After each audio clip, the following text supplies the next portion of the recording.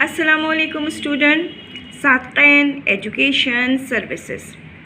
Today we have the worksheet. This worksheet covered almost all chapter from your syllabus. We take some fill in the blanks, MCQs, question answer and diagram from your whole syllabus, from your book, copy and also from your workbook. Students, first of all, you should learn all question answers and complete your workbook. Then do this worksheet. Draw diagram in your copy. Do question answer in your copy and submit this worksheet in school for correction. As you know that in exam you will get two papers. First paper will be objective paper. So for the objective paper you should learn your workbook and all exercises from your book and worksheets. Students, आपको exam में दो paper मिलेंगे. First paper जो है वो आपका objective होगा और इसके लिए मैं बार बार आपको क्लास में भी गाइड करती रही हूँ कि वर्कबुक ज़रूर पढ़िएगा. तमाम आपके पास जितने भी वर्कशीट्स हैं उनको ज़रूर लर्न कीजिएगा. रट्टा नहीं लगाना है बेटा. आप इसको एक्सप्लेनेशन तो मैं आपको देती थी, आप इसको अच्छी तरह समझ के फिर सॉल्व कीजिएगा. Now let start our worksheet. Number 1 question, fill in the blanks. Fill in the blanks. Number 1, A part. Heat is measured by dash. आपको आंसर लिखना है कि हीट का हमारे पास यूनिट क्या है. ठीक है. Number 2, the word xylem come from the Greek word which mean dash. ठीक है ना. ये भी आपके बुक में है, आपके पास डिड यू नो में लिखा हुआ होगा. आप वहाँ से लर्न कीजिए. अगर आपने नहीं आता है तो आप वहाँ से देख के करेंगे. The upper layer of the leaf is covered by a waxy layer called dash that make the leaf dash. ठीक है ना. तो यहाँ पे दो वर्ड्स आएंगे. जो लीफ के ऊपर एक वैक्सी कवर होता है जो इसको बहुत शाइनी बनाता है, उसका नाम क्या है वो लिखना है आपको और इसकी वजह से क्या होता है. ठीक है. आंसर आपको मालूम है, आप खुद फिल कीजिए. Number 4, vascular bundles are made up of dash. Vascular bundle किन सेल से मिलके बनते हैं. यहाँ पे आप दो नाम लिख सकते हैं ना. आपके अगर दोनों नाम आते हैं तो आप दोनों टर्म लिखेंगे. ठीक है. Number 5, hydrocarbon contain dash. Hydrocarbon में कौन सा एलिमेंट, कौन सा कंपाउंड प्रेजेंट है जी, लिखें आप उसको. Number 6, breathing is also called dash. Breathing को हमें और क्या कहते हैं, कौन सा प्रोसेस होता है जी, बिल्कुल करेक्ट. लिख लीजिए. There are more than dash kilometre of blood vessel in our lungs और इन योर बॉडी. ठीक है. यहाँ पे बॉडी आना चाहिए, मेरे ख्याल में लंग्स नहीं आना चाहिए. In body. तो कितने किलोमीटर ब्लड वेसल्स हैं हमारे पास, तो वो आप उसको लिख लीजिए. Number 8, calcium hydroxide is also known as जी, क्या कहते हैं इसको, कैल्शियम हाइड्रोक्साइड को, जल्दी से बता दीजिए. Yes, correct answer. Number 9, dash cells control the size of stomata. वो कौन से सेल हैं जो स्टोमेटा के साइज को कंट्रोल करते हैं, इसके ओपनिंग और क्लोजिंग में हेल्प करते हैं. Yes, correct answer. Number 10, light from sun called dash. जो लाइट हमारे पास आ रही होती है इसको हम क्या कहते हैं. Yes. B part. Question number 1, B part. Name 2 indicator use in chemical reaction. जी, इंडिकेटर के नाम हमने पढ़े थे ना बहुत सारे. एक मैंने आपको क्लास में ला के भी दिखाया था. ठीक है ना. एक लिटमस पेपर आपको लाकर दिखाया था. इसके अलावा हमारे पास फिनोक्टिलीन होते हैं जो कलर चेंज कर रहा होता है. और भी अगर आपको जो भी इजी लग रहा है आप 2 इंडिकेटर के नाम लिखेंगे. इनकी स्पेलिंग आपको बिल्कुल परफेक्ट याद होना चाहिए बेटा, इसलिए कि स्पेलिंग अगर मिस्टेक हो तो फिर मार्क्स कम मिलते हैं. अच्छा, ये जो पेपर हमने आपको दिया है इसको आप इस तरह सॉल्व कीजिए जैसे एग्ज़ाम में पेपर सॉल्व करते हैं. ठीक है, चीटिंग नहीं करनी है, बुक खोल के सामने नहीं रखना है, do it by yourself. ठीक है। Question number 1 part C, write down the job of the following part of plant. ये प्लांट के पार्ट है, फ्लावर, रूट्स एंड स्टेम, इनके फंक्शन लिखने हैं। जॉब का मतलब है फंक्शन लिखने हैं आपको। ठीक है, तो आप ये सारे क्वेश्चन जितने भी हैं 1 A, B एंड C आप इसको वर्कशीट में ही सॉल्व करेंगे। ठीक है, turn over the page, page number 2। ये डायग्राम वाला क्वेश्चन है, question number 2। It's very important question. मैंने आपको पहले रिवीजन में भी बात बताई थी, क्लास में मैंने बहुत दफ़ा आपको गाइड किया है। ठीक है, तो अब अपनी कॉपी पे बहुत neat and clean vacuum flask and flower, बिल्कुल बहुत नीट, बहुत अच्छी डायग्राम आप इसको विथ लेबलिंग ड्रॉ कीजिए। कलर नहीं इस्तेमाल करेंगे, use pencil, dark and light pencil and label. Specially boys, girls ने तो वैक्यूम फ्लास्क भी बहुत अच्छा बनाया है, फ्लावर भी बनाया हुआ है, लेकिन बॉयज़ जो है वो थोड़ा सा काम अच्छा नहीं कर रहे हैं। डायग्राम में ख़ास तौर पे वो थोड़े से स्लो हैं, तो प्लीज़ डायग्राम की प्रैक्टिस कीजिए। मैं आपको क्लास में ही बार बार बता चुकी हूँ कि एक क्वेश्चन डायग्राम का ज़रूर आता है। Okay, question number 3, give reason. ये रीज़न वाला क्वेश्चन है, और ये रीज़न वाले क्वेश्चन जो हैं वो हमने आपके ज़्यादातर जो हैं वो आपके वर्कबुक से लिए हैं। ठीक है, वर्कबुक में जितने क्वेश्चंस हैं वहाँ से लिए हैं, डिफरेंट चैप्टर से। नंबर 1 क्वेश्चन है, aluminium foil helps keep food warm. ठीक है, अब ये जितने क्वेश्चन हैं आपके पास, ये आप इसको कॉपी पे करेंगे, do it in your copy. ठीक है, ये जितने क्वेश्चन हैं ये आप क्वेश्चन नंबर 3, 4, 5 ये आप कॉपी पे ही करेंगे, 6 भी आप कॉपी पे करेंगे। ठीक है, मैं आपको साथ साथ बताती जाऊंगी कौन से कॉपीज़ में करनी। Aluminium foil keep food warm, क्यों जी? शाइनी सरफेस होता है ना, ठीक है, उसकी वजह से आप लिखिएगा रीज़न क्या है। Number 2, why fire fighter enter smoke filled room by crawling on the floor. Fire fighter जब किसी रूम में एंटर होते हैं जहाँ पे धुआं भरा हुआ, तो क्रॉल करके क्यों जाते हैं, खड़े होके क्यों नहीं जाते? इसका रीज़न भी आपको मालूम है, आपको पता है ना कि स्मोक या जो वार्म एयर है वो हमेशा ऊपर की तरफ जाती है, तो नीचे जो है वो धुआं कम होगा। यहाँ पे रूम जो है वहाँ पे स्मोक कम है। ये आप खुद लिखेंगे, अपने आपके पास आंसर भी है और आप खुद भी करेंगे। Paper decoration flutter in if they are put on a wall above a hot room heater. इसका भी वही रीज़न है कि हॉट एयर जो है वो थोड़ा सा लाइट वेट है, दैट वाइज ये जो है ऊपर की तरफ मूव करते हैं। ये आंसर भी आपने वर्कबुक में किया हुआ है। Question number 4, the list gives some example of changes that take place in everyday life. Baking cake, bending a plastic ruler, cutting paper, melting ice cream, ripening of fruit, souring of milk.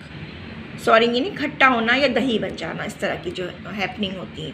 तो ये तमाम चीज़ों को आपको 2 आपने यहाँ पे वो बना लेने हैं कॉपीज़ के अंदर। आप अपने 2 पोर्शंस बना लीजिएगा। इनमें से जो भी फिज़िकल चेंज है उसको फिज़िकल में, और जो केमिकल चेंज है वो केमिकल चेंज है। Okay, tell me what is a physical change और what is a chemical change. Physical change जो है वो दोबारा आप इसको वापस अपने ओरिजिनल पोजीशन पे ला सकते हैं, बट केमिकल चेंज जो है इट इज़ अ कॉम्पोजिशन, या आप ये कह सकते हैं कि 2 कंपाउंड जब आपस में रिएक्ट करते हैं तो एक न्यू सब्सटेंस जो है वो फॉर्म होता है, और ये रिवर्सिबल नहीं है। ठीक है ना।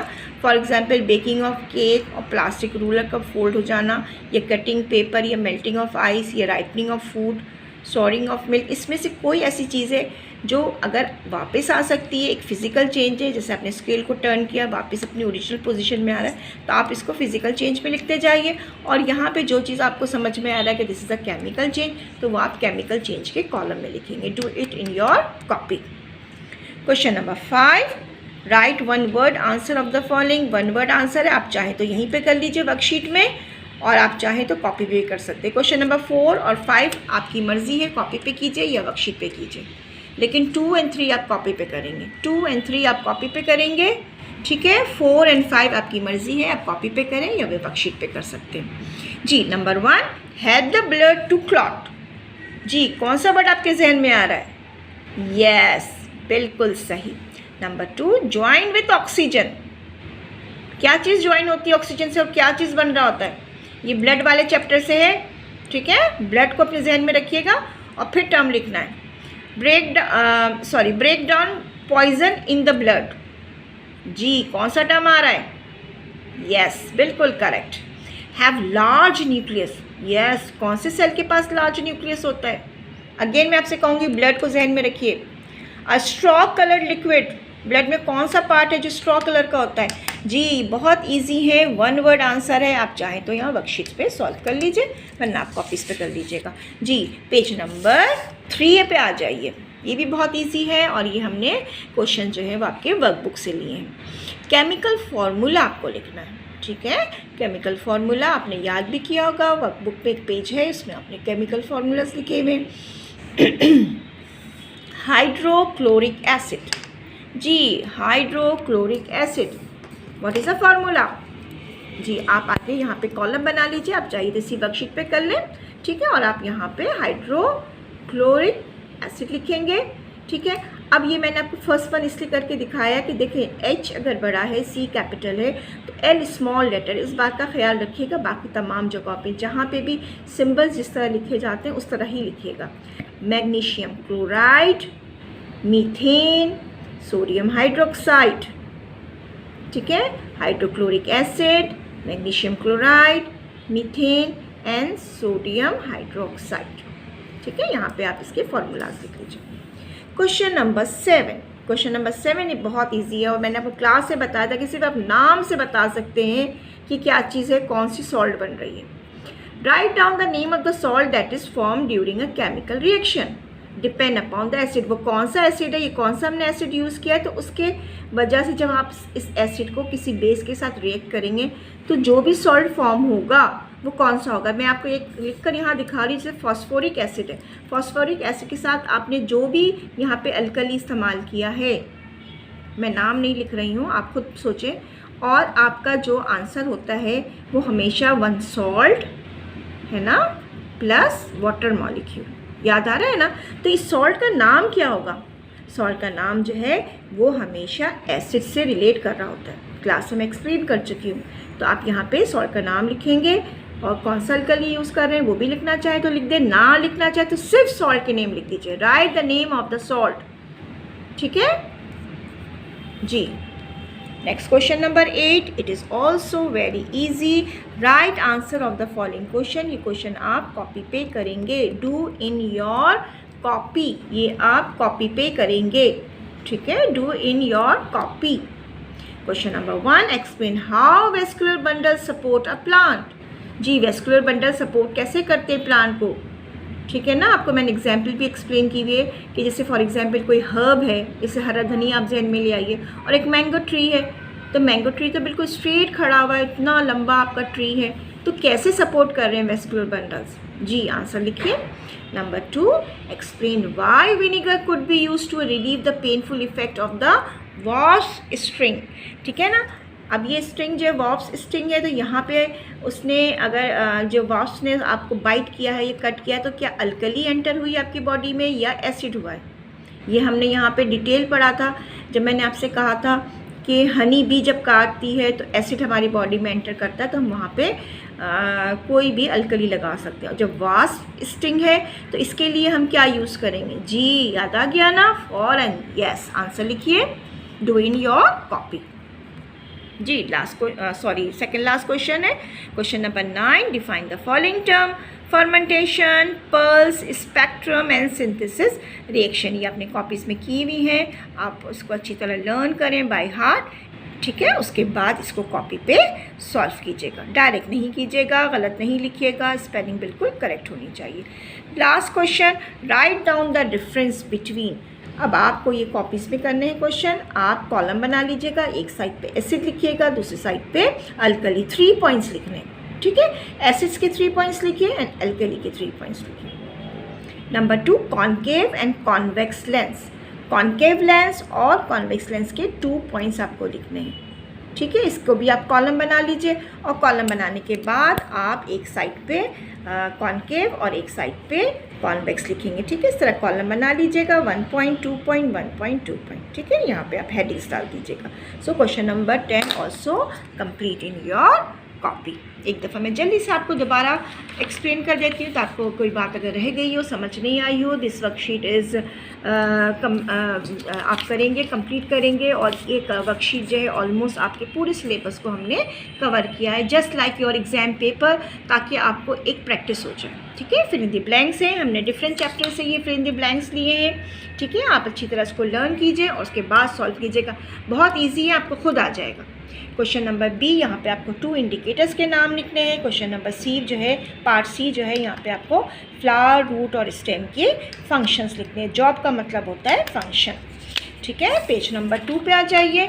पेज नंबर 2 पे क्वेश्चन नंबर 2 आप कॉपीज़ में बनाएंगे। डायग्राम है फ्लावर्स एंड वैक्यूम फ्लावर्स।